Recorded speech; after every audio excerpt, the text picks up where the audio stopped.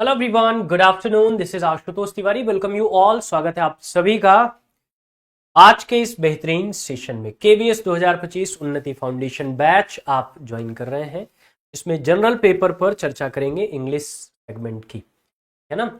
और आज आपकी पहली क्लास है इस पे, तो सबसे पहले तो आपको इंट्रोडक्शन आज देंगे, क्या कोर्सेज है, क्या कोर्स है आपका, क्या पढ़ना है, क्या सिलेबस है, कैसे पढ़ना है, क्या हमारी स्ट्रैटेजी होगी। इन सारी चीज़ों पर आज के सेशन में बात करने वाले हैं। यानी आपको पूरा एक टाइम टेबल भी बताएंगे और आपको क्या पढ़ना है, पूरा सिलेबस बताएंगे, कैसे पढ़ना है, स्ट्रैटेजी के बारे में भी चर्चा आज आपसे। जुड़ जाइए सेशन के साथ और एक बार क्लियर करिए आपको वॉइस वीडियो प्रॉपर आ रहा है, कहीं कोई दिक्कत? वॉइस और वीडियो प्रॉपरली आप तक पहुंच रहा है, कहीं कोई दिक्कत तो नहीं है ना? Everything is clear? यस और no? Good afternoon, good afternoon, good afternoon. जय हिंद।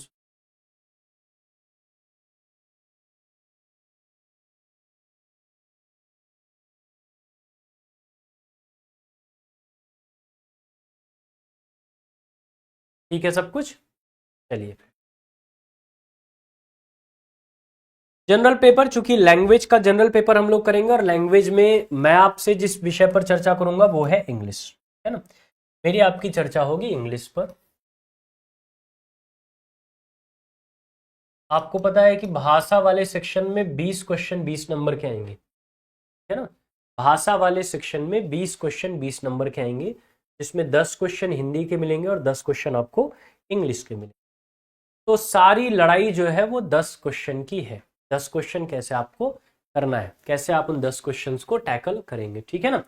10 क्वेश्चन की लड़ाई आपसे है। अब उस 10 क्वेश्चन के लिए क्या क्या पढ़ना है। आपका जो सिलेबस है वो 3 सेगमेंट में डिवाइड होता है। एक तो आपका ग्रामर के सेक्शन में डिवाइड होता है। ग्रामर में आपको क्या पढ़ना पड़ेगा? सबसे तो पहले तो आपको सेंटेंस पढ़ाऊंगा। सेंटेंस इसलिए पढ़ाऊंगा ताकि बेसिक कॉन्सेप्ट से आपका परिचय हो सके, ठीक है ना। सबसे पहले हम लोग क्या पढ़ेंगे? सेंटेंस पढ़ेंगे। सेंटेंस के साथ साथ ही बेसिक कॉन्सेप्ट ऑफ ग्रामर हम लोग क्लियर करते चलेंगे। बेसिक कॉन्सेप्ट ऑफ ग्रामर हम लोग क्लियर कर लेंगे।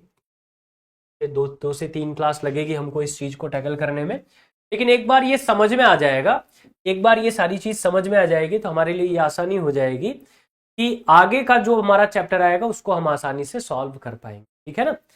तो सबसे पहले सेंटेंस से शुरुआत करेंगे, बेसिक कॉन्सेप्ट से शुरुआत करेंगे। फिर उसके बाद आपको लेके आएंगे बेसिक वर्ब की इंफॉर्मेशन पर, यानी टाइम एंड टेंस आपके साथ डिस्कस। टाइम एंड टेंस क्यों पढ़ेंगे? क्योंकि बेसिक वर्ब की जानकारी हो जाएगी तो आगे चल के हम कुछ भी पढ़ेंगे तो हमारे पास वर्ब की इंफॉर्मेशन रहेगी। सब्जेक्ट हम नाउन प्रोनाउन एडजेक्टिव वर्ब सबके साथ पढ़ते चलेंगे तो हमारे लिए एग्रीमेंट वाले सेक्शन में कहीं कोई दिक्कत नहीं आएगी, ठीक। उसके बाद फिर यहां से निकलेंगे, फिर हम कहाँ पहुंच जाएंगे? अच्छा, टाइम एंड टेंस जब हम लोग पढ़ रहे होंगे ना, तो टाइम एंड टेंस के साथ ही हम लोग क्वेश्चन टैग भी पढ़ेंगे।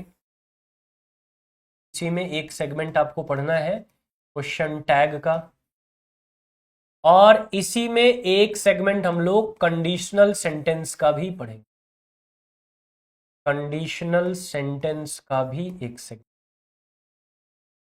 कंडीशनल, यानी time and tense, question tag, conditional sentence, है ना। चलिए, बहुत बढ़िया। फिर उसके बाद हम लोग आ जाएंगे पार्ट्स ऑफ स्पीच पर। इसको खत्म कर लेंगे टाइम एंड टेंस, तो फिर आ जाएंगे किस पर? पार्ट्स ऑफ स्पीच पर। पार्ट्स ऑफ स्पीच में हम किसके बारे में पढ़ेंगे? तो नाउन के बारे में पढ़ेंगे, हम पढ़ेंगे प्रोनाउन के बारे में, हम पढ़ेंगे एडजेक्टिव के बारे में। इसी एडजेक्टिव में एक सेगमेंट हम पढ़ेंगे आर्टिकल भी, आर्टिकल्स के बारे में भी पढ़ेंगे ना, ए एंड द वाला जो सेगमेंट है उसको भी पढ़ेंगे। फिर हम लोग वर्ब में आ जाएंगे। अच्छा, वर्ब की जो बेसिक इंफॉर्मेशन है वो आपको सेंटेंस के साथ पढ़ा दूंगा। जैसे ही वर्ब वाले में आएंगे, वर्ब वाले में हम पहुंच जाएंगे कहाँ? सब्जेक्ट वर्ब एग्रीमेंट, है ना। सब्जेक्ट वर्ब एग्रीमेंट के रूल यहां पढ़ लेंगे हम लोग। उसके बाद फिर यहां से निकलेंगे तो एडवर्ब के पास पहुंच जाएंगे। एडवर्ब के बाद हम आ जाएंगे प्रेपोजिशन में, और प्रेपोजिशन करने के बाद कंजंक्शन पहुंच जाएंगे। एक आपका पार्ट्स ऑफ स्पीच और बचता है इंटरजेक्शन, लेकिन चूंकि उससे रिलेटेड सारी इंफॉर्मेशन हम सेंटेंस के काइंड्स में ही आपको दे देंगे। एक्सक्लेमेटरी सेंटेंस जब पढ़ाएंगे तो वहां आपको इंटरजेक्शन में जो भी शब्द इस्तेमाल होते हैं उसकी जानकारी दे देंगे, इसलिए उसको दोबारा यहां पढ़ने की जरूरत नहीं पड़ेगी, है ना। ये पार्ट्स ऑफ स्पीच का सेक्शन हो जाएगा।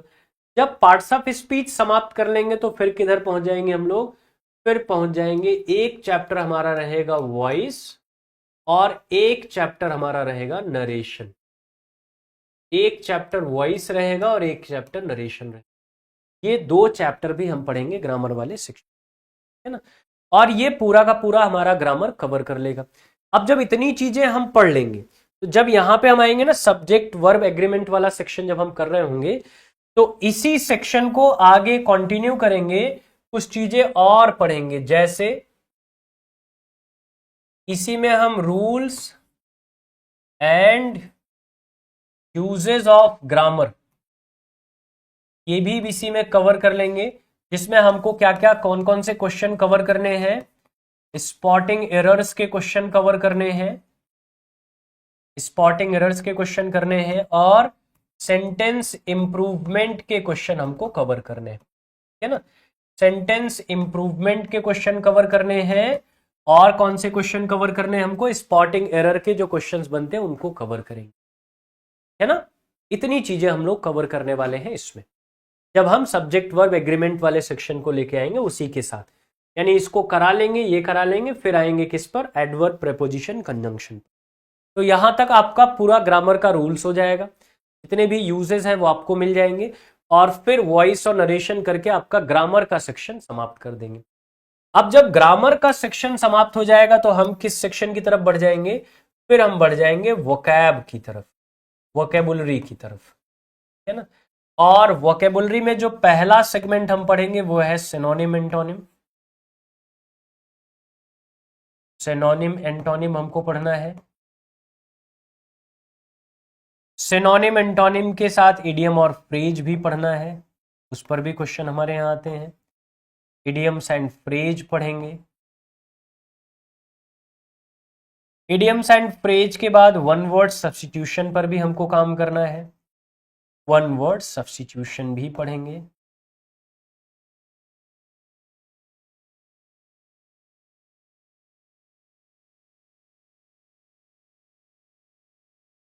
वन वर्ड सब्स्टिट्यूशन भी पढ़ेंगे, और एक सेगमेंट और कवर करेंगे यहाँ स्पेलिंग एरर का, एक सेगमेंट और कवर करेंगे स्पेलिंग एरर, है ना। स्पेलिंग एरर भी कैसे पहचानते हैं, कैसे सही स्पेलिंग लिखेंगे, ये भी पढ़ेंगे।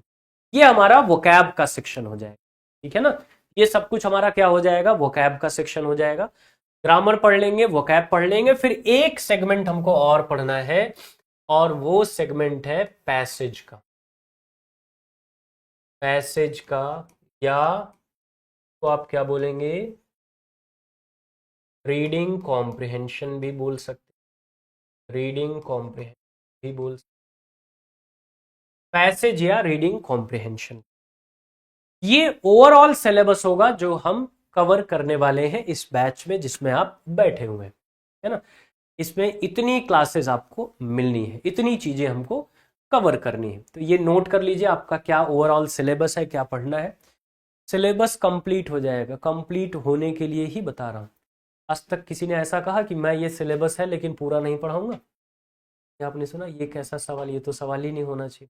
सिलेबस कंप्लीट होगा, बिल्कुल होगा, और इसीलिए बता ही रहा हूँ कि आप जानते रहिए, इतनी चीज़ें पढ़ेंगे ताकि कुछ भी छूटे तो आप कल को मुझसे सवाल पूछ सके ना कि सर ये आपने बताया था पढ़ाने के लिए लेकिन पढ़ाया नहीं, इसलिए तो पहले बता दिया। कंप्लीट नहीं करना होता तो मैं खाली बताता आज ये चैप्टर पढ़ेंगे, कल ये, मैं आपको पूरा चैप्टर बताता ही नहीं। ये बताया इसीलिए चूंकि सिलेबस कंप्लीट होगा, 100% होगा, इसमें कोई डाउट नहीं रखे। दूसरा, व्हाट अबाउट केवीएस वैकेंसी? बिल्कुल, केवीएस वैकेंसी आपने देखा कि वैकेंट सीट का नोटिफिकेशन जारी हुआ है, ठीक है ना। और आपको ये पता लगा कि टेंटेटिव कितनी सीट्स हैं जिन पर वैकेंसी आएगी। अब वो काम तेजी से हो रहा है। इधर आपने देखा कि हालात बहुत डिस्टर्बिंग थे, बहुत सारी घटनाएं घटी, देश पूरी तरीके से डिस्टर्ब था पिछले 6-7-8 दिन में। धीरे धीरे चीज़ें ट्रैक पे आ रही हैं तो आपको वो भी देखने को मिलेगा जिसकी उम्मीद आप कर रहे हैं, है ना, वो सब देखने को मिलेगा। पढ़ा हूँ आप, बढ़िया, बहुत बढ़िया मन। अगर 30 में आपके 26 और 25 आ रहे हैं तो इससे बेहतर कुछ नहीं। चलिए अब बताइए, सिलेबस नोट कर लिया आपने?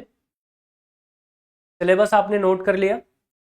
तो फिर हम चले चलेंगे कहाँ, अब शुरू करेंगे बेसिक कॉन्सेप्ट, यानी आज आपका इंट्रोडक्शन करा देंगे बेसिक कॉन्सेप्ट से, ग्रामर के कुछ पहलुओं से आज आपका परिचय करा देंगे। लेकिन पहले एक बार क्लियर करिए, क्या आपने ये सिलेबस नोट कर लिया?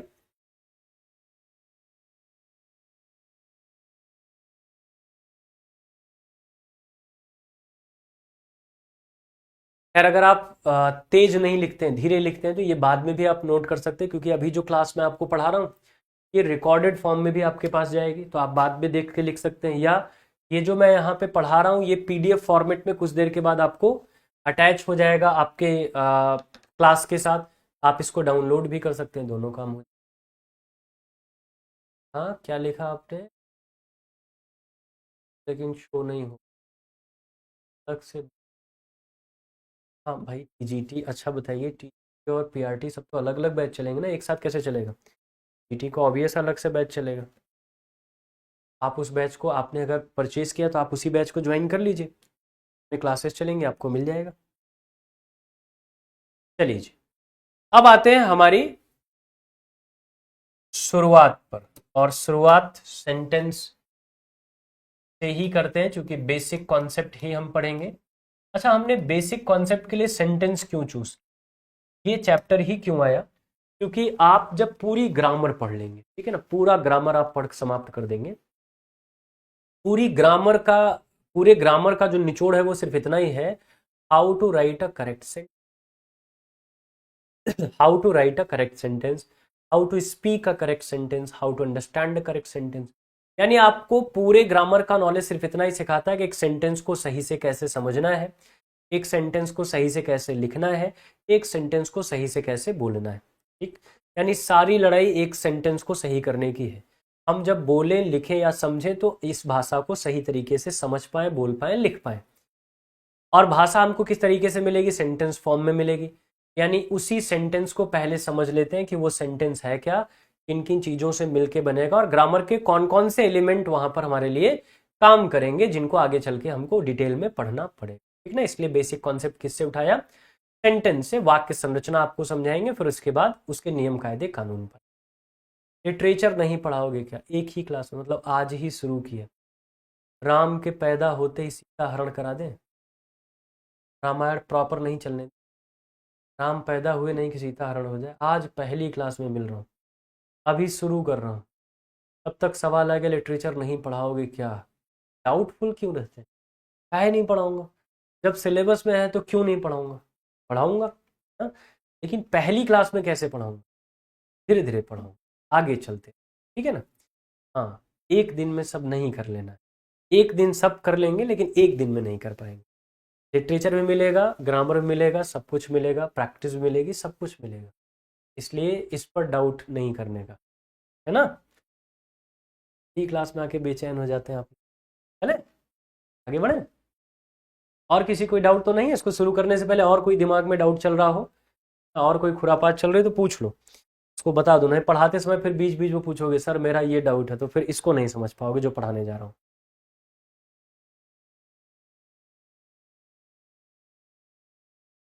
क्लास शो नहीं हो रही, अच्छा तभी उसमें क्लास लगी नहीं होगी ना, इसलिए शो नहीं हो रही। हाँ शो हो जाएगी, जैसे ही लगेगी वो शो हो जाएगी।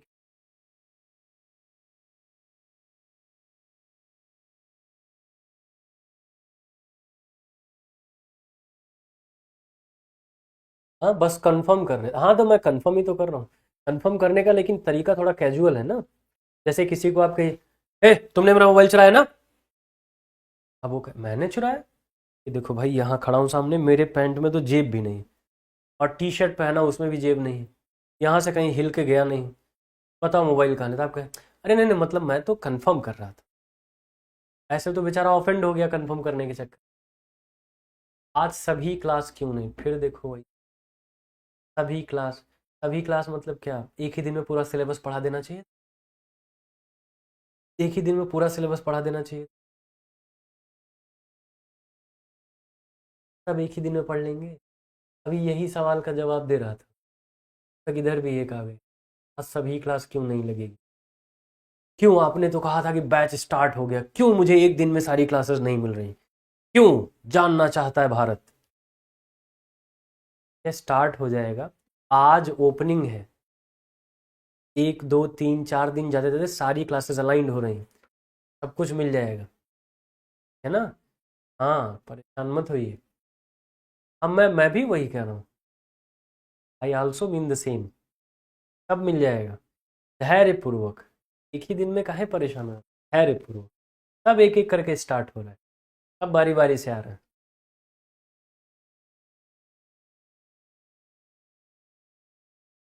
तनुश्री जी, आपकी समस्या फॉरवर्ड कर दी जा रही है, टीम उस पर जरूर आपको हेल्प कर, है ना? चलिए, आपकी क्लास कितने दिन चलेगी वीक में? 3 दिन। मैं इस सेगमेंट, चूंकि जनरल पेपर में बहुत ज़्यादा मैंने आपको जितना लिखा है इतना ही पढ़ना है, और जो लोग टीजीटी इंग्लिश सब्जेक्ट चूज किए हैं ना, तो उसमें जो ग्रामर वाला पोर्शन है वो भी इसमें कवर हो जाएगा।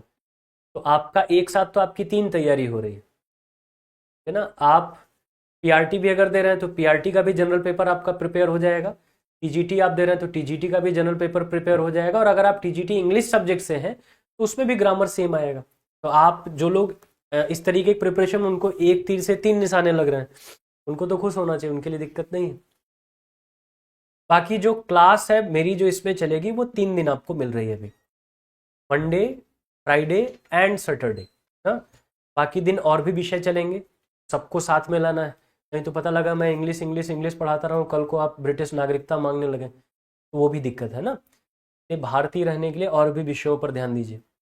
तो बाकी के 3 दिन और विषय इसी इसी टाइम पे आपको मिलेंगे, है ना? या और भी टाइम है जब जिस पे मिलेंगे, तो वो सारी चीज़ें मिलेंगी। एक प्रॉपर टाइम टेबल है, अपने बैच पे आप जाएंगे ना, वहाँ आपको दिखेगा कि इसकी क्लास कब अलाइंड हो रही है, वहाँ दिख जाएगा। अगर अपडेट हो गया और नहीं हुआ होगा तो शाम तक अपडेट हो जाएगा, तो आपको वहाँ शेड्यूल मिल जाएगा, आपकी बहुत सारी क्वेरीज वहाँ शांत हो जाएंगी, वहाँ आपको बहुत फ़ायदा मिल जाएगा, आप देख लेंगे कौन सी क्लास कब हो, है ना? और कोई क्वेरी मन में, और कोई दिमाग में चल रहा हो डाउट की, इसको भी जान लेते हैं फिर शुरू करें। हाँ, आज इंट्रोडक्टरी क्लास, इसलिए परेशान मत होना, आज आपसे मिलना ही था मुझे, बस आज आपसे मिलना था, आज आपसे बात करना था, और आपको ये बताना था कि अब हम लोग शुरू करने चल रहे हैं और पढ़ेंगे, इसलिए निश्चिंत रहिए, आप टाइम बिल्कुल मेरा ख़राब नहीं कर रहे हैं। आज मैं आपको ये सोच के आया था कि आपके पास बहुत सारे सवाल होंगे, मुझे उन सवालों का जवाब देना है ना? हाँ, आपके सवाल ख़त्म हो जाएंगे तो मैं कुछ चीज़ें पढ़ा भी दूंगा, सवाल ज़्यादा रहेंगे तो मैं कल पढ़ाऊंगा, मतलब अगली क्लास में पढ़ाऊंगा, ऐसा कुछ नहीं है ना? हाँ, अगर सवाल ख़त्म हो गए तो हम लोग शुरू करें, शुरू करते हैं फिर ना। अब कोई सवाल रहेगा तो फिर जब पूछूंगा आपसे कि अब कोई डाउट है तब बताइएगा, बीच में परेशान मत, बीच में खाली पढ़ने पे फोकस करिएगा, आपके हर सवाल का जवाब मिलेगा। आज इस बैच में नहीं पूछ पाएंगे, इस क्लास में नहीं पूछ पाएंगे तो अगली क्लास में पूछ लीजिएगा, हर सवाल का जवाब मिलेगा। लेकिन फिर पढ़ते समय फिर पढ़ाई पे रहिए, नहीं तो पता लगा अपने सवाल के चक्कर में फिर ये छूट जाएगा ना। इंपॉर्टेंट है, चूंकि बेसिक कॉन्सेप्ट है, इसी पूरा ग्रामर में टिकाऊंगा आपको, इसी बेस पर पूरा ग्रामर की बिल्डिंग खड़ी करेंगे हम लोग। अगर आज गड़बड़ कर दिया तो आगे भी आने वाले कॉन्सेप्ट गड़बड़ हो जाएंगे, इसलिए अब ध्यान इधर उधर नहीं भटके। ठीक, चलिए सेंटेंस, आइए शुरू करते हैं, ध्यान लगाइए इधर। अच्छा, एक सवाल का जवाब मैं पहले से दे दूं, क्योंकि अभी कुछ देर के बाद ये सवाल उठेगा, नोट्स बनाना है कि नहीं बनाना है? आप चाहें तो मेरे साथ साथ अपनी नोटबुक में लिखते चलिए, क्योंकि मैं आराम आराम से पढ़ाऊंगा, आप लिखते भी चलेंगे। ठीक, इसके अलावा जो चीज मैं यहां पढ़ाऊंगा, जो चीज मैं यहां लिखूंगा, वो पीडीएफ फॉर्मेट में होके कुछ देर के बाद आपकी क्लास के साथ अटैच हो जाएगा, तो वो आप वहां से भी देख सकते हैं। तो अगर आप मान लीजिए कोई चीज़ यहाँ नहीं लिख पा रहे हैं, छूट जा रही है, तो वेट कर लीजिएगा, पीडीएफ आपको मिल जाएगा, वहां से लिख लीजिएगा। ठीक, बेहतर होता है कि लिखते चलेंगे तो तुरंत ही तैयार भी होता चलेगा। अगर आपके पास समय कम है, नहीं लिख पाते हैं, तो जो मैं यहाँ लिखे रहूंगा वो पीडीएफ आपको मिल जाएगा, वो बाद में रिवाइज कर लीजिएगा, है ना? चलिए, तो फिर अब शुरू करते हैं। सेंटेंस, सेंटेंस जिसको हिंदी में आप क्या बोलते हैं? वाक्य बोलते हैं। सेंटेंस होता क्या है? सेंटेंस किसे कहते हैं? Group of words that make a complete sense, शब्दों का ऐसा समूह जिसका उचित या पूरा अर्थ निकलता है। क्या बोलेंगे इसको? group of words that make a complete sense. Group of words that make a complete sense. शब्दों का ऐसा समूह जो एक उचित या पूर्ण अर्थ देता है, वही क्या कहलाएगा? वाक्य कहलाएगा। शब्दों का ऐसा समूह जिसका पूरा का पूरा अर्थ निकलता है ना, उचित अर्थ निकलता है, वही आपका क्या हो जाएगा? सेंटेंस हो जाएगा। उसी को हम क्या बोलेंगे? वाक्य बोलेंगे। ठीक है ना। अब देखो, दो चीजें हमको वाक्य में पढ़नी है, दो क्या, हम तीन मान लेंगे, हमको तीन चीज पढ़नी है वाक्य में। क्या तीन चीज पढ़नी है? एक तो हम पढ़ेंगे पार्ट्स, दूसरा हम पढ़ेंगे काइंड्स, और एक और सेगमेंट इसमें पढ़ना पड़ता है, टाइप्स, है ना। पार्ट्स, काइंड्स और टाइप्स। ठीक, पार्ट्स, काइंड्स और टाइप्स। सबसे पहले तो ये समझिए अंतर क्या है दोनों तीनों में। तीनों में क्या, पहले तो दो में समझिए, पार्ट्स और बाकी चीजें कैसे डिफरेंस है। पार्ट का मतलब आप क्या समझते हैं? सपोज मान लीजिए कि मेरे पास, चलो ये देख लो, ये मेरे पास मोबाइल है। ठीक, अब अगर मैं कहूं पार्ट ऑफ मोबाइल, तो इससे क्या समझ में आएगा? इससे समझ में आएगा कि इस मोबाइल को बनाने, इस मोबाइल फोन डिवाइस को बनाने के लिए जिस भी उपकरण का हम प्रयोग कर रहे हैं, जो भी इसमें एलिमेंट लगा है, जो कुछ भी इसमें लगा है, जिसको असेंबल करके हमने ये मोबाइल पूरा बनाया है, वो इस मोबाइल का पार्ट है। पार्ट ऑफ बॉडी, बॉडी पढ़ते हैं, parts of body. Parts of body में आप क्या पढ़ते हैं? शरीर की संरचना किन अंगों से मिलकर बनी है। ठीक है, शरीर की संरचना किन अंगों से मिलकर बनी है, वही आपका क्या हो जाएगा? पार्ट्स ऑफ बॉडी हो जाएगा। लेकिन अगर मैं काइंड्स की बात करूं, तो काइंड्स का मतलब क्या हो गया? कितने डिजाइन में बनी, कोई मोटा है, कोई पतला है, कोई छोटा है, कोई लंबा है ना, सबकी शारीरिक संरचनाएं अलग अलग है, तो ये क्या हो गया? काइंड्स हो गया। ठीक, इसको हम क्या बोलते हैं? काइंड्स बोलते हैं। मोबाइल में आप देखते हैं, कोई मोबाइल इस कंपनी का, कोई मोबाइल उस कंपनी का, तो ये क्या हो गया? काइंड्स ऑफ हो गया। किसी मोबाइल में कुछ विशेष क्वालिटी है, किसी मोबाइल में कुछ विशेष क्वालिटी है, काइंड्स ऑफ मोबाइल हो गया। तो पार्ट्स का मतलब जिस एलिमेंट से आपका सेंटेंस बना होगा, वो पार्ट्स ऑफ सेंटेंस, सबसे जरूरी वही चीज है। फिर उन एलिमेंट्स को कितने डिजाइन में हमने रखा कि काइंड्स बन गए। ठीक है ना। और फिर तीसरा आता है कि उनके द्वारा बताए गए शब्दों, उनके द्वारा प्रेजेंट किए गए स्ट्रक्चर के आधार पर सेंटेंस के कितने टाइप्स हैं। तो फिर उसमें हम चार टाइप्स पढ़ते हैं, सिंपल, कंपाउंड, कॉम्प्लेक्स और कॉम्प्लेक्स कंपाउंड या कंपाउंड कॉम्प्लेक्स। चार प्रकार के हम टाइप्स बनाते हैं, पांच प्रकार के हम काइंड्स बनाते हैं, assertive sentence, interrogative sentence, imperative, exclamatory और ऑप्टेटिव, पांच प्रकार के सेंटेंस बनाते हैं। और फिर आता है पार्ट्स, कितने पार्ट्स में सेंटेंस ब्रेक होता है। आपने ये लिख लिया होगा ना? चलिए, लिख लिया है तो मैं दोबारा ले लेता हूं ताकि ये आपका बना रहे। ठीक, आइए अब इसको ब्रेक करते हैं। पार्ट्स में कितने पार्ट्स हैं वो पार्ट्स निकालते हैं यहां से। ये जो मैंने मिटाया, ये मैंने अलग पेज लेके हटाया, ठीक है ना। आपकी नोट्स में ये लिखा लिखा जाएगा, इसमें हटा नहीं। ये देखिए, ये मैंने अलग पेज लिया, कॉपी किया ना। अब आइए पार्ट्स ऑफ सेंटेंस।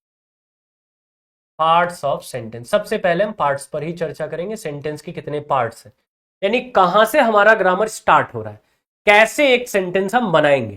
ठीक है ना, एक सेंटेंस की संरचना कैसे होगी, वहां से काम शुरू करें।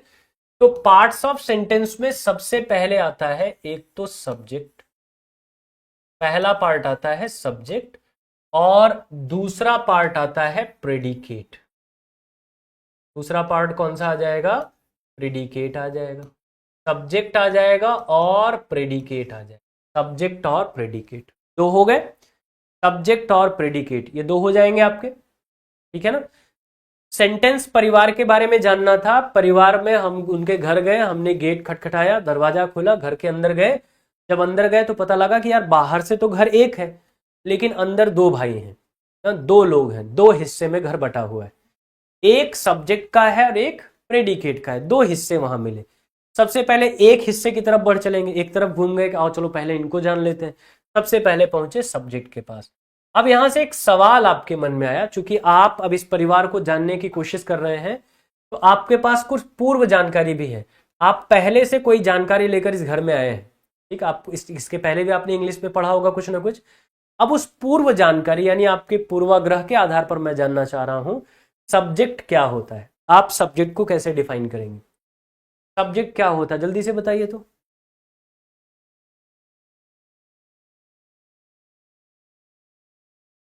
जल्दी से बताइए और बताइए जरूर, ताकि मुझे भी पता लगे कि आप इंटरेस्ट ले रहे हैं इसमें कि नहीं। सब्जेक्ट के बारे में आप क्या जानते हैं? सब्जेक्ट को कैसे मुझे समझाएंगे, कैसे डिफाइन करेंगे? क्या होता है सब्जेक्ट? डिफाइन करिए, मुझे समझाइए, क्योंकि मुझे आ नहीं रहा है सब्जेक्ट क्या है। आप समझाइए मुझे सब्जेक्ट क्या है।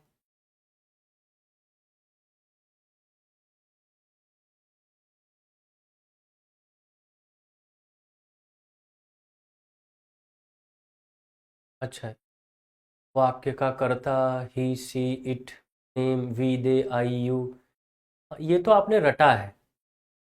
किसी चीज को सब्जेक्ट आप कैसे कहते हैं? फिर अगर मैं आपको ये कहूं कि ये गलत भी है, तब आपको थोड़ा दुख हो जाएगा।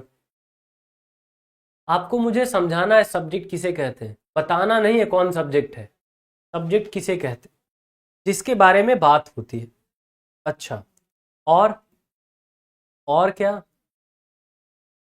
हाँ, main first part of sentence. Manju ji यहाँ तो फंस जाएंगे आप, फर्स्ट पार्ट ऑफ सेंटेंस। जिस टॉपिक पर हम बात करेंगे उसको सब्जेक्ट, सेंटेंस में काम को करने वाला होता है। अच्छा, चलिए, मैं आप जितने भी आपने आंसर दिए ओवरऑल आप सबके आंसर्स ठीक हैं, लेकिन कहीं ना कहीं उनमें कुछ कमी है ना। वो इसलिए है क्योंकि हमको जब इसके पहले पढ़ाया जाता था तो जितनी जरूरत थी उतनी पढ़ा दिया गया, डिटेल में तो गए नहीं। हमको सिर्फ ये बता दिया गया कर्ता होता है सब्जेक्ट, जो काम करेगा वो क्या हो जाएगा? सब्जेक्ट हो जाएगा। Doer of action is called subject ना। लेकिन अब जब हम आ गए कॉम्पिटिटिव एरा में तो हमको समझ में आया कि भाई इसमें और डीप, अब इस परिवार के बारे में जानना है ना। लेकिन जानने से पहले मैं इस परिवार के कुछ सदस्यों से आपकी मुलाकात कराता हूं। जैसे मान लीजिए मैं सेंटेंस लिखूं, बॉय इज वीपिंग, ठीक। एक सेंटेंस मैंने लिखा, बड़ा साधारण सा सेंटेंस है, बॉय इज वीपिंग। अब इसमें सब्जेक्ट क्या है? इस सेंटेंस का सब्जेक्ट क्या है? आपने जो कुछ बताया मैं सब मान लूंगा, कोई दिक्कत नहीं। बस आप कुछ देर के बाद खुद ही मानेंगे कि आपने सही बताया या गलत बताया ना, या अधूरा बताया। गलत तो नहीं बताया, अधूरा बताया मुझे। बताइए, बॉय इज वीपिंग में सब्जेक्ट क्या है आपके हिसाब से? सब्जेक्ट क्या है? बॉय इज वीपिंग में सब्जेक्ट क्या है?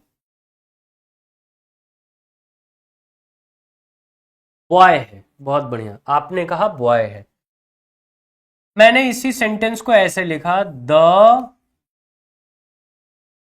Little boy is weeping. अब सब्जेक्ट क्या है?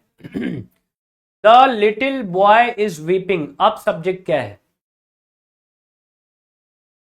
The little boy is weeping, अब सब्जेक्ट क्या है? मैंने सेंटेंस को थोड़ा सा खाली बड़ा किया है, मैंने दो शब्द ऐड किए। और अब आपसे जानना चाह रहा हूं कि अब सब्जेक्ट वही है या कुछ और है?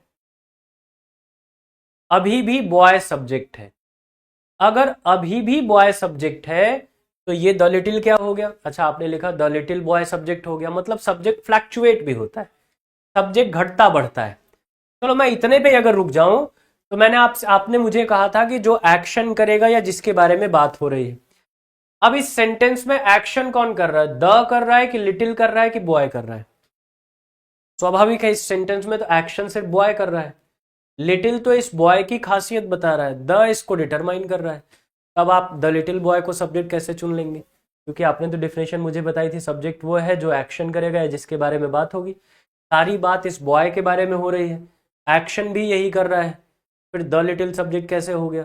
आप इसको हटा भी नहीं सकते क्योंकि ये सब्जेक्ट वाले सेगमेंट में ही लिखा है, मतलब कहीं कुछ गड़बड़ तो है। चलो इसको तो ठीक है, अभी आगे इसको डिस्कस करेंगे। इस सेंटेंस को थोड़ा सा और बड़ा कर देते हैं और कुछ गलतियों से भर देते हैं। The little boy weeping for his mother is now playing. The little boy weeping for his mother is now playing. अब मैंने सेंटेंस को थोड़ा सा बड़ा किया और अब आपके पूर्व नॉलेज के आधार पर, मैं बार बार इसलिए पूर्व नॉलेज कह रहा हूं, आपके दिमाग में यह ना जाए कि आपको नहीं आ रहा है, ठीक है ना, क्योंकि हमको उस समय उतना ही बताएगा जितनी हमारी जरूरत थी। अब जरूरतें बढ़ गई तो अब ज्यादा कुछ जानेंगे, लेकिन अभी मैं जानना चाह रहा हूं कि आपका नॉलेज, पूर्व नॉलेज कहां तक आके रुक रहा है, इसलिए मैं ये सवाल पूछ रहा हूं, ठीक है ना। इस सवाल का ये मतलब नहीं है कि आपको ये बताना है कि आपको नहीं आता है। आपको नहीं आता है तभी आप यहाँ हैं।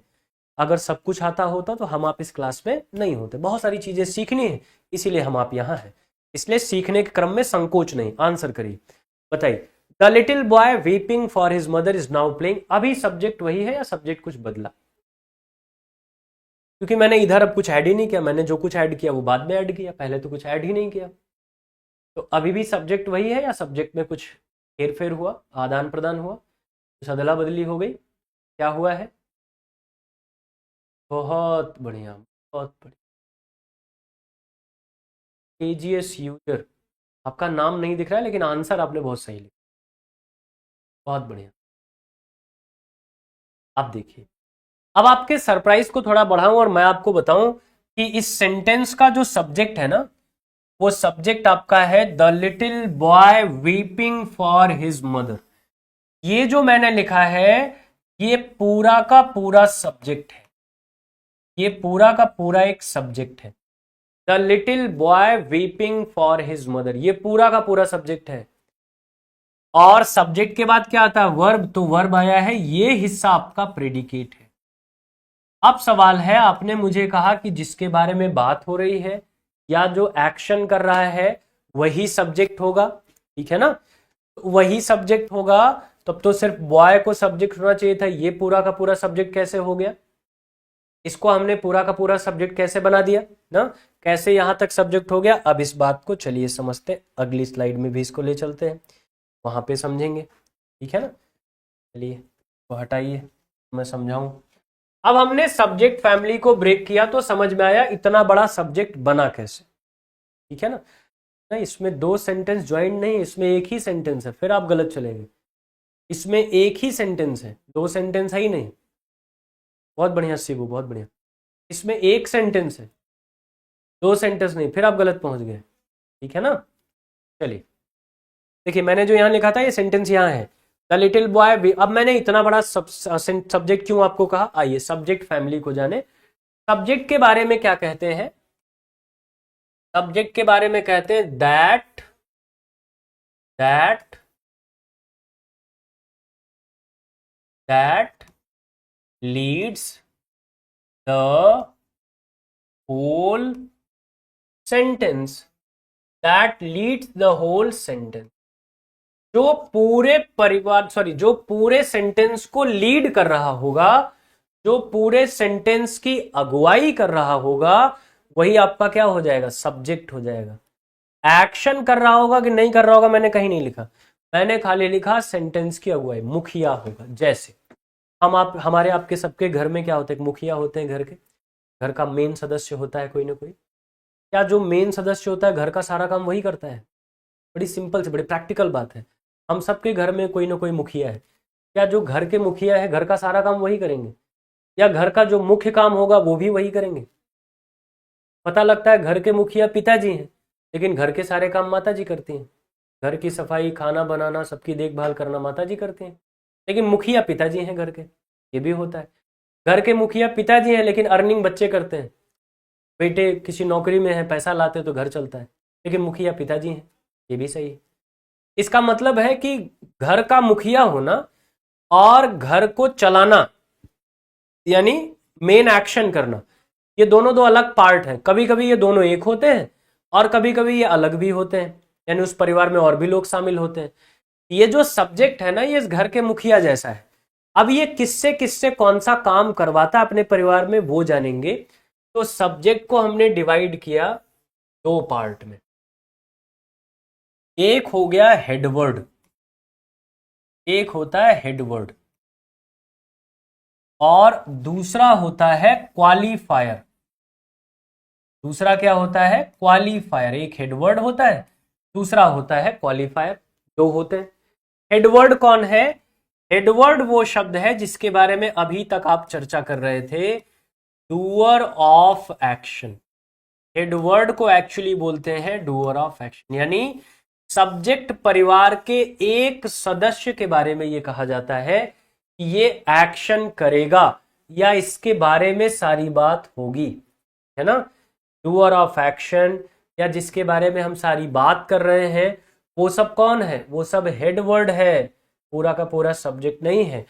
अब ग्रामर में कोई भी सेंटेंस बनाएंगे तो हेडवर्ड यानी डूअर ऑफ एक्शन की पोजीशन पर कितने शब्द काम कर सकते हैं? 4 शब्द काम कर सकते हैं। या तो नाउन आएगा कोई, या प्रोनाउन आएगा कोई, या फिर जीरंड आएगा, या फिर इन्फिनिटिव आएगा। इन्फिनिटिव आएगा। कौन कौन आएंगे? 4 शब्द आएंगे, नाउन, प्रोनाउन, जीरंड या इन्फिनिटिव। नाउन तो आप समझते हैं, जो किसी के नाम को बताए। प्रोनाउन क्या है? जो नाउन के एब्सेंस में नाउन के लिए काम करे या नाउन को टारगेट करके नाउन के लिए काम करे, प्रोनाउन हो गया। जीरंड क्या होता है? जीरंड होता है वर्ब की फर्स्ट फॉर्म में जब आईएनजी लगाकर, ध्यान से सुनिएगा, वर्ब की फर्स्ट फॉर्म में आईएनजी लगाकर जब उससे नाउन का काम लेने लगे या नाउन जैसा उसको उपयोग कर ले तो वही क्या हो जाएगा? जीरंड हो जाएगा। फिर से सुन लीजिए ताकि आप लिखना चाहें तो लिख लें। जब वर्ब की फर्स्ट फॉर्म में आईएनजी लगाकर उसका प्रयोग नाउन की तरह हो जाए तो उसे जीरंड कहते हैं। जैसे जैसे वॉक शब्द क्या है? वर्ब है, लेकिन आपने क्या लिखा? Walking is a good exercise. Walking is a good exercise. अब आपने वॉकिंग शब्द जैसे किया, वॉक के साथ आईएनजी, वॉकिंग यहां क्या बन गया? सब्जेक्ट परिवार के साथ जुड़ गया और जीरंड बना रहा है नाउ वर्ब की फर्स्ट फॉर्म में आईएनजी लगाकर, ठीक है ना। सब्जेक्ट की पोजीशन पर काम, सब्जेक्ट मतलब यही हेडवर्ड, क्योंकि जनरली सब्जेक्ट मतलब हमको क्या बताया गया? डूअर ऑफ एक्शन, लेकिन यहां सब्जेक्ट का मतलब क्या हो गया? सब्जेक्ट का मतलब जो परिवार को लीड कर रहा है और उसमें कौन है जो एक्शन कर रहा है, तो वो हेडवर्ड है ना। इन्फिनिटिव क्या होता है? इन्फिनिटिव होता है टू प्लस वर्ब की first form, two plus verb की फर्स्ट फॉर्म। जैसे आप, इसका भी काम वही है, टू प्लस वर्ब की फर्स्ट फॉर्म लगाकर हम क्या बना देंगे? नाउन बना देंगे। जैसे यहां लिख देते to walk is good exercise, तो टू वॉक भी क्या हो जाता? सब्जेक्ट हो जाता, नाउन की तरह इस्तेमाल हो जाएगा। आपके पूरे ग्रामर में यही 4 शब्द हैं जो हेडवर्ड यानी जिसको अभी तक आप सब्जेक्ट कह रहे थे, डूअर ऑफ एक्शन जो कार्य करता है जिसके बारे में बात होती है, ये 4 शब्द ही आपको मिलेंगे। इसके अलावा अगर कोई शब्द आपको मिल रहा है, चौथे के अलावा, जैसे मान लीजिए कोई एडवर्ब है जो सब्जेक्ट का काम कर रहा है, कोई प्रेपोजिशन है जो सब्जेक्ट का काम कर रहा है, तो उसको पहले नाउन में कन्वर्ट करना पड़ेगा, तब उससे सब्जेक्ट का काम हम ले पाएंगे। यानी कुल मिला के वो नाउन बन जाएगा तब सब्जेक्ट का काम करेगा। नाउन बन जाएगा तो हम तो पहले ही कह रहे हैं कि वो सब्जेक्ट है, उसमें कहीं हमको कोई डाउट है ही नहीं, ठीक है ना। चलिए, अब ये हो गया हेडवर्ड। अब आइए किस पर? क्वालिफायर पर। अब यहां से एक बात और समझिए, सब्जेक्ट में 2 लोग जुड़े, ठीक है ना, सब्जेक्ट में 2 लोग जुड़े, एक हेडवर्ड एक क्वालिफायर। हेडवर्ड क्या है? मुख्य शब्द है जो एक्शन परफॉर्म करेगा। क्वालिफायर क्या है? क्वालिफायर का मतलब क्या होता है? जो उसके बारे में कुछ जानकारी दे। किसके बारे में? हेडवर्ड के बारे में। जैसे हम सब, आपने घर, गांव, समाज में किसी का विवाह जरूर देखा होगा। विवाह में एक लड़का और एक लड़की, इनका विवाह होना है सामान्यतः, सामूहिक विवाह नहीं है। सामूहिक विवाह होगा तो मान लीजिए हजारों लोग वहां शामिल होंगे, हजारों जोड़े बनेंगे। लेकिन मान लीजिए कि एकल विवाह चल रहा है किसी के परिवार में, एक लड़का एक लड़की, विवाह खाली इनको करना है। लड़का लड़की पसंद आ गए एक दूसरे को, विवाह तय हो गया, डेट रख दी गई। तो दोनों घर वालों को इतना ही तो कहना था कि एक काम करो भाई, तुम बाइक उठा लो, चले जाओ, अपनी पत्नी को वहां से बैठा लेना और वहीं XYZ किसी मंदिर में चले जाना, विवाह करके पत्नी को अपने विदा करा के घर लेके आना, हम लोग यहाँ तुम्हारा इंतजार करेंगे। ये विवाह की रस्म ये हो सकती है। लेकिन क्या करते हैं? दोनों घर वाले प्रिपरेशन करते हैं, रिश्तेदारों को, समाज में दोस्तों को, अपने परिचितों को इनवाइट करते हैं, है ना। उसके बाद एक लड़का एक लड़की का विवाह, लेकिन कम से कम 500 लोग वहां इकट्ठा होते हैं उस विवाह को करवाने में, उस फंक्शन को, उस यज्ञ को संपन्न करवाने में, ठीक है ना। इकट्ठा होते हैं, उनका क्या काम है? वो क्यों इकट्ठा होते हैं? हम सबके घर, गांव, परिवार की ये कहानी है। आपने कभी सोचा कि हम बाराती क्यों इकट्ठा करते हैं? हम अपने दरवाजे पे लोग क्यों बुलाते हैं? क्या कारण है, क्यों बुलाते हैं भाई? पैसा दिखाने के लिए, हमारे पास पैसा बहुत है, चलो तुमको खाना खिलाएंगे, तुम लोग पास खाना नहीं। ऐसा ये सोच के तो नहीं बुलाते, फिर हम उनको क्यों बुलाते? या एक बारात में लड़के का जहां काम है वहां 500 बाराती क्यों जाते हैं, 100 बाराती क्यों जा रहे हैं, 200 बाराती क्यों, क्या उद्देश्य है, क्यों जा रहे हैं वो लोग, क्या पर्पस वहां होना चाहिए?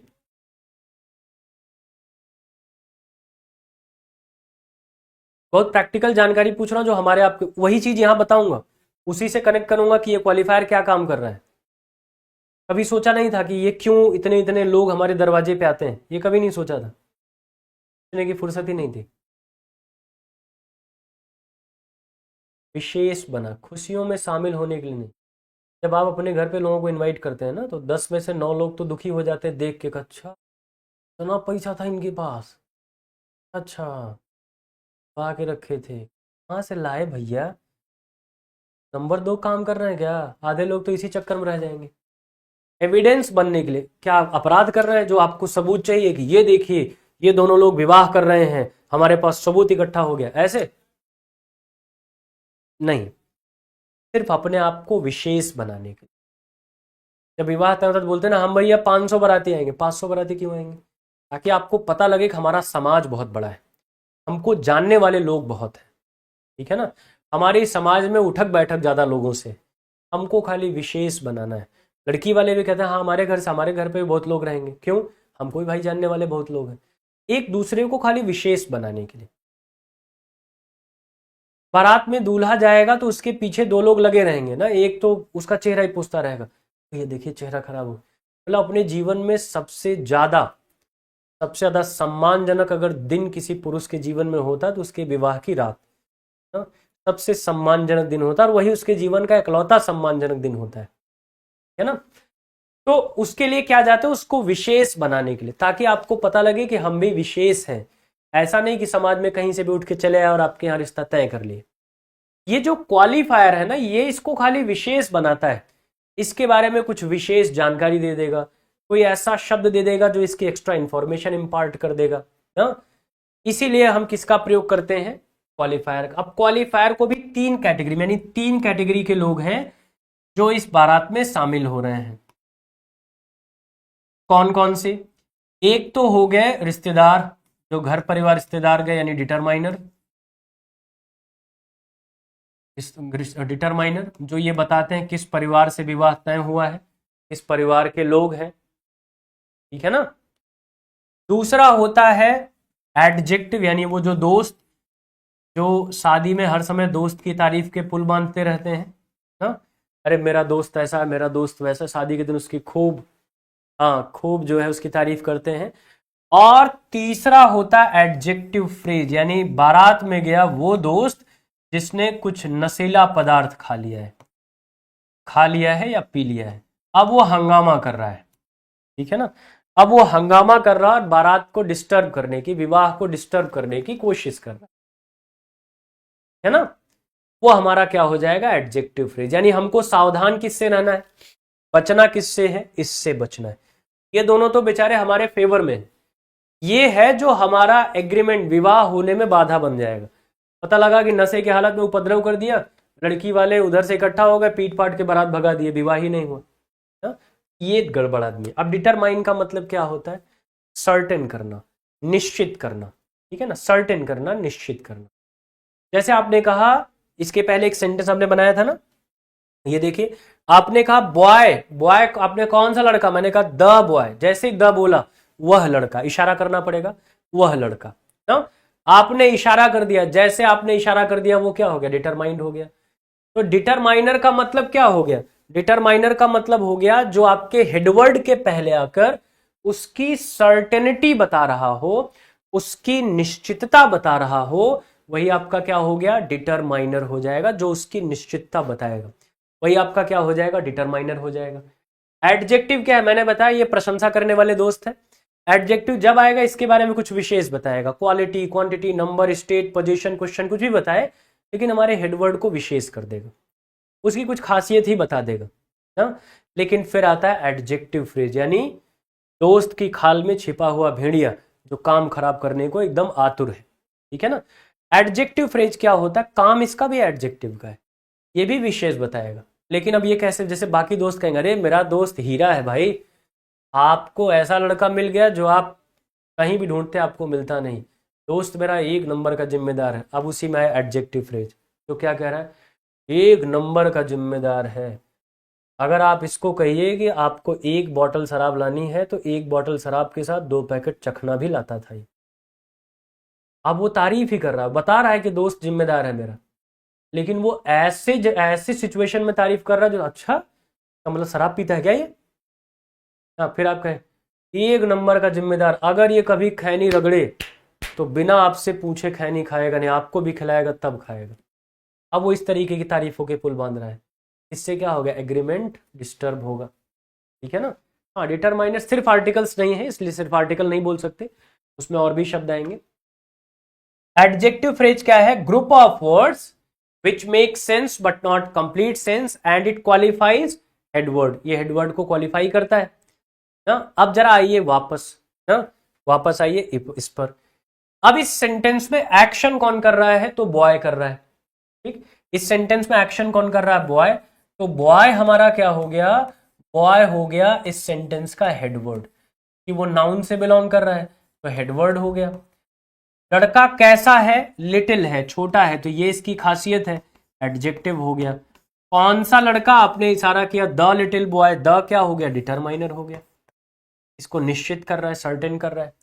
ठीक, अब इस लड़के का काम क्या है, एग्रीमेंट कहां होना है, एग्रीमेंट है इज नाउ प्लेइंग, ये प्रेडिकेट है, लेकिन बीच में लिखा है वीपिंग फॉर हिज मदर। जैसे मान लीजिए मैंने कहा वह छोटा लड़का अब खेल रहा है, आपने कहा कौन सा वाला, अरे मैंने कहा जो कुछ देर पहले अपनी मां के लिए रो रहा था। ये जो मैंने लाइन बोली ये लड़के के परिचय के लिए बोली या एक्शन बताने के लिए, ये जो मैंने बोला जो अपनी मां के लिए रो रहा था, ताकि आप पहचान सकें, परिचय बताने के लिए ना, ताकि आप उसको पहचान सकें मैं किस बच्चे की बात कर रहा हूं, किस लड़के की बात कर रहा हूं, पहचानने के लिए। ठीक है ना। ये जो पहचान एक्स्ट्रा बता रहा है ये भी किसके लिए काम कर रहा है, हेडवर्ड के लिए तो काम कर रहा है। इसी को आप बोलते हैं एडजेक्टिव फ्रेज। एडजेक्टिव फ्रेज जो एक्स्ट्रा इंफॉर्मेशन देता है हमारे हेडवर्ड के बारे में। ठीक है ना, जो एक्स्ट्रा इंफॉर्मेशन देता है हमारे हेडवर्ड के बारे में। अब बताओ यहां से यहां तक सब्जेक्ट हुआ या नहीं हुआ, क्योंकि सब्जेक्ट में तो सब आ गए ना, हेडवर्ड भी आ गया, डिटरमाइनर भी आ गया, एडजेक्टिव एडजेक्टिव फ्रेज आ गया। तो ये पूरा का पूरा सब्जेक्ट हुआ या नहीं हुआ, पूरा का पूरा सब्जेक्ट हुआ या नहीं हुआ, आप क्लियर है। लेकिन एक्शन अभी भी एक शब्द कर रहा है, और अगर ये सिंगुलर है तो वर्ब सिंगुलर, अगर ये प्लूरल है तो वर्ब प्लूरल। यानी एक्चुअली आप जो सब्जेक्ट वर्ब एग्रीमेंट पढ़ते हैं वो हेडवर्ड से वर्ब का एग्रीमेंट होता है, लेकिन सब्जेक्ट आपको इसलिए पढ़ना पड़ता है ताकि ऐसे नालायक दोस्तों से आप बचे रहें। क्योंकि ये जैसे ही आता है आपको लगता है बॉय यहां लिखा है, वीपिंग यहां लिखा है, यहां अगर इज लिख देते तो सेंटेंस सही हो जाता, लेकिन अगर आप ऐसा कर देंगे तो सब्जेक्ट टू सब्जेक्ट का एग्रीमेंट हो जाएगा ना, सब्जेक्ट वर्ब का होगा ही नहीं, सब्जेक्ट का सब्जेक्ट में ही एग्रीमेंट हो जाएगा और वो सेंटेंस को क्या कर देगा, रॉन्ग कर देगा। अब बात समझ में आई। ये अभी सिर्फ एक पार्ट है सेंटेंस का, सब्जेक्ट। अब दूसरा पार्ट आपका प्रेडिकेट है, लेकिन इसको पढ़ेंगे अगले सेशन में, एक दिन में सब नहीं पढ़ेंगे। आज वाले में बताइए क्या सारी चीजें समझ में आ गई, आज आपने जो कुछ भी पढ़ा क्या सारी चीजें समझ में आ गई, कहीं कोई दिक्कत, कहीं कोई परेशानी सारी चीजें क्लियर हैं, समझ में आ गई हैं। अब ये नोट्स आपको कुछ देर बाद मिल जाएगा तो आप रिवाइज भी कर लेंगे, और अगर आपने नोट कर लिया मेरे साथ साथ तो इससे अच्छा कुछ नहीं, फिर तो आप इंडिपेंडेंट है ना, फिर आपको कोई दिक्कत ही नहीं। अब जब कल वाली क्लास में आप आएंगे, ठीक है ना, एडजेक्टिव फ्रेज क्या होता है Archana, group of words which make sense but not complete sense and it provides a specific information about headword. Specific कुछ विशेष जानकारी देता है हेडवर्ड के बारे में, जैसे यहां दिया हमने कहा वह छोटा लड़का, आपने कहा कौन सा, मैंने कहा जो मां के लिए रो रहा था, ये उसके बारे में एक और विशेष जानकारी हो गई ना, इसी को क्या बोलते हैं, एडजेक्टिव फ्रेज बोलते हैं। इसको एक बार रिवाइज करके अच्छे से आइएगा, सिलेबस पूरा देख लीजिए, नोट कर लीजिए, रिवाइज करके आइए। कल अगर कोई डाउट रहेगा तो पहले डाउट कर लेंगे, फिर उसके बाद आगे यहाँ प्रेडिकेट वाला सेक्शन आपको बताएंगे। जब प्रेडिकेट बता लेंगे तो पूरा आपको फिर सेंटेंस का स्ट्रक्चर समझाएंगे, कौन सा शब्द कहाँ लिखा जाता है, और फिर आएंगे ग्रामर के टेंस वाले चैप्टर की तरफ। ठीक है ना, चलिए। हाँ, मेन सब्जेक्ट इंग्लिश कब से स्टार्ट, अरे मेन सब्जेक्ट स्टार्ट है नामिका जी, मैंने आपसे क्या बताया, ग्रामर भी तो पढ़ना है। यही वाला ग्रामर तो वहां भी काम आएगा। तो आपका ग्रामर तो स्टार्ट है ही, लिटरेचर वाला पोर्शन आपको कराना है तो वो भी करा देंगे, उसका भी शेड्यूल बन रहा है, वो भी आ जाएगा, काहे परेशान है। आपका मेन सब्जेक्ट भी इंग्लिश का शुरू है, ठीक है ना, क्योंकि ग्रामर में यही सारी चीजें पढ़नी है, तो आप उसकी भी प्रिपरेशन में, आप परेशान मत होइए। चलिए मिलते हैं फिर कल, स्वस्थ रहिए, मस्त रहिए, हंसते